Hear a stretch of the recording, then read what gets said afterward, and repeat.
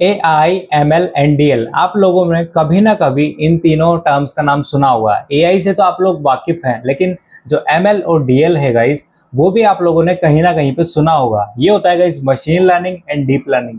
तो आज की इस वीडियो में हम यही डिफरेंस क्लियर करने वाले हैं यहाँ पे कि आखिर ML क्या होता है और DL क्या होता है और AI में किस तरीके से इम्पैक्ट करता है।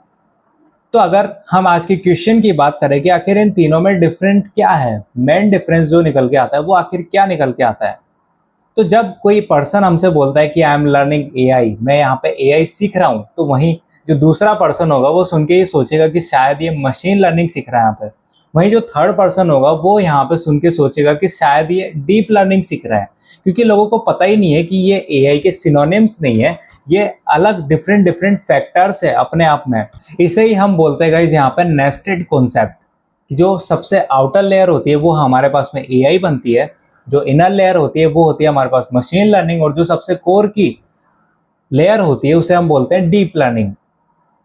इसे हम आगे अच्छे से समझते हैं, जैसे कि आर्टिफिशियल इंटेलिजेंस जो हमारी आउटर लेयर है।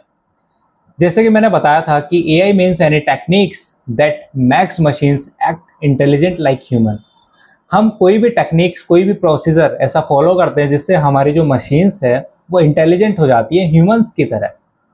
चाहे वो कोई भी प्रोसीजर हो, किसी भी मेथड का हम यूज करें, कोई भी कॉम्प्लेक्स टास्क हो, हमारी मशीन्स वहाँ पे सोचना शुरू कर सकती है। हमारी मशीन्स वहाँ पे डिसीजंस लेने की कैपेबिलिटी अडेप्ट कर सकती है। तो उसे ही हम बोल सकते हैं यहाँ पे कि AI।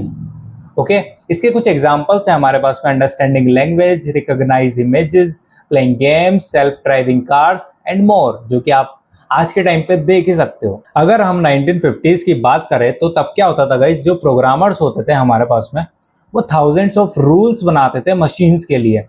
तो वो क्या करते थे, उन्हीं रूल्स को फॉलो करते थे और उसके बेस पे वो डिसीजंस लेते थे आगे की तरफ। लेकिन उससे एक नेगेटिव इम्पैक्ट क्या पड़ता था कि मशीन्स वहां पे कुछ भी सीख नहीं पाती थी, वो बस रूल्स को फॉलो करती हुई जाती थी। एक एग्जाम्पल के थ्रू अगर आपको बताऊं तो 1990s में जब हम चेस प्रोग्राम खेलते थे तो वो भी एक तरीके का AI सिस्टम था, लेकिन वो रूल बेस्ड AI सिस्टम था। अगर कोई ह्यूमन ये चाल चलेगा तो बॉट को कैसे वहां पे एक्ट करना है, जब कोई ह्यूमन ऐसे चाल चलेगा तो बॉट को कैसे वहां पे मूवमेंट करनी है, तो ये सारे सिस्टम्स पहले से ही प्लान्ड होते थे। इस वजह से ये रूल बेस्ड सिस्टम्स के अंदर आ जाता है और इसे हम मशीन लर्निंग नहीं बोल सकते गाइस। लेकिन जब हम मशीन लर्निंग की बात करते हैं, जो कि हमारा सेकंड पॉइंट है गाइस, तो इसमें क्या होता था, core idea of machine learning होता था ओल्ड वे में हम रूल बेस्ड करते थे, लेकिन न्यू वे में हम करते हैं डाटा बेस्ड। हम क्या करते हैं गाइस, हम मशीन्स को खूब सारा डाटा यहाँ पे प्रोवाइड करते हैं जिसके बेसिस पे वो खुद ही अपने रूल्स बनाती हैं।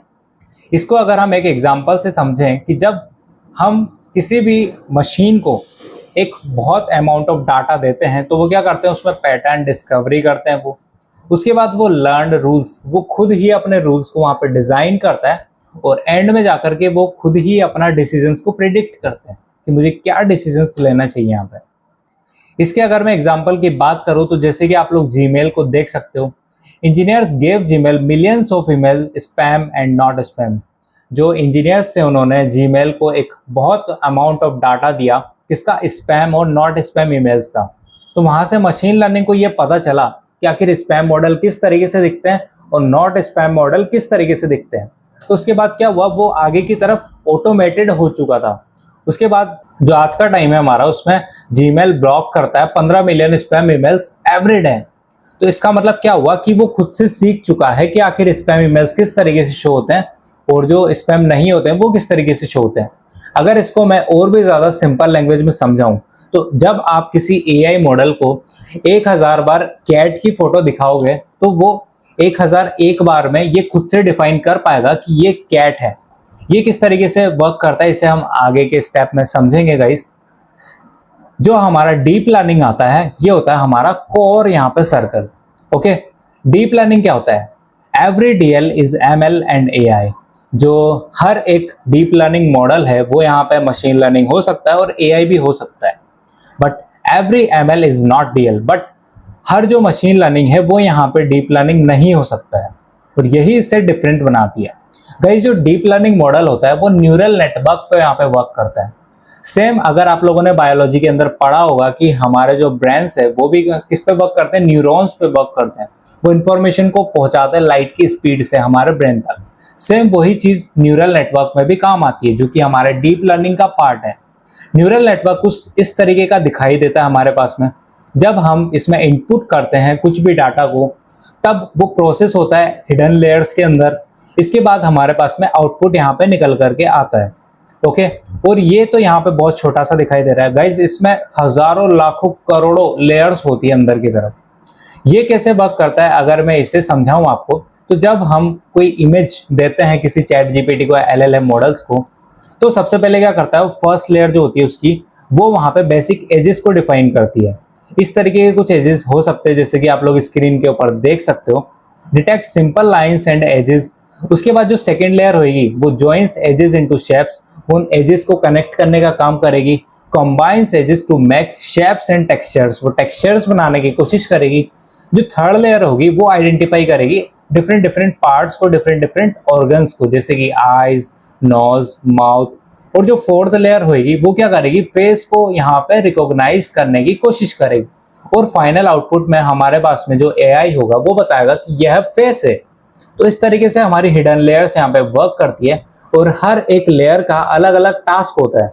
तो इस तरीके से हमारा जो डीप लर्निंग है वो यहाँ पे वर्क करता है गाइस। अगर हम इसके एक एग्जांपल की बात करें, तो जिस तरीके से आप आईफोन या किसी भी एंड्रॉयड फोन में अपना फेस लॉक ऑन करते हो, तब वहां पे आपकी डीप लर्निंग ही वर्क करती है। वो क्या करता है, आपके फेस को स्कैन करेगी, लर्न एंड रिकॉग्नाइज करेगी, आपका फेस का टेक्सचर पहचानेगी वो बेसिकली, और उसके बाद अगर आपका फेस हुआ तो वो आपके फोन को अनलॉक कर देगी, मतलब एक्शन एक्ट करेगी वो उसके ऊपर। तो इसी तरीके से हमारा neural network learns your unique features from thousands of angles and lightning conditions. वो हजारों एंगल्स से आपके फेस को यहाँ पे रिकॉग्नाइज करता है, और यही न्यूरल नेटवर्क का काम होता है। अब हम फटाक से इन तीनों के अंदर कंपैरिजन देख लेते हैं कि आखिर क्या क्या कंपैरिजन होता है। ये एक शॉर्ट समरी होगी गाइस हमारी, जिसके अंदर हम देखते हैं traditional AI, machine learning and deep learning को। तो हमारे पास में तीन डाटा है यहाँ पे, एक तो है रूल, दूसरा है डाटा रिक्वायरमेंट, तीसरा है performance on complex task. Rules के अंदर हम बात करें तो ट्रेडिशनल एआई जो होता है वो humans manually right the rules. यहाँ पे क्या करता है, जो ह्यूमंस है वो मैनुअली राइट करते हैं रूल्स को। डाटा रिक्वायरमेंट के अंदर needs little data, rules are written by humans. थोड़ा सा डाटा की जरूरत पड़ती है, लेकिन रूल्स जो होते हैं वो यहाँ पे भी ह्यूमन से लिखता है। और परफॉर्मेंस की अगर बात करें, struggles with complex task like images, audio and language. आप देख ही सकते हो कि आज के अगर 4-5 साल पहले आप जाओ तो एलएलएम जो होते थे, जो एआई होते थे, वो इन टास्क को परफॉर्म नहीं कर पाते थे। तो कॉम्प्लेक्स टास्क में वो परफॉर्मेंस उनकी डाउन चली जाती थी। वहीं अगर हम मशीन लर्निंग की बात करें तो machine generates rules from data. Machine बहुत ज्यादा डाटा को कैप्चर करती है, उसके बाद में वो अपने रूल्स खुद बनाती है। Needs a decent amount of labelled data, वो एक लेबल्ड डाटा यहाँ पे अमाउंट को प्रोड्यूस करती है।